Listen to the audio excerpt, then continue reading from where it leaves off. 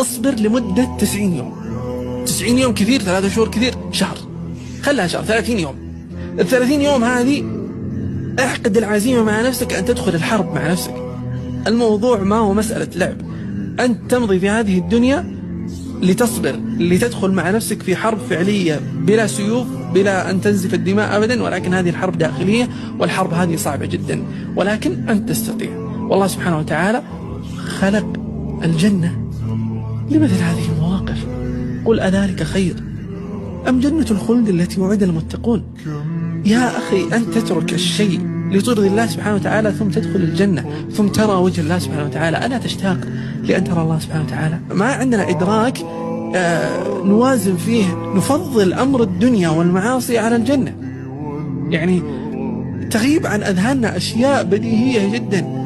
قل أذلك خير أم جنة الخلد التي وعد المتقون؟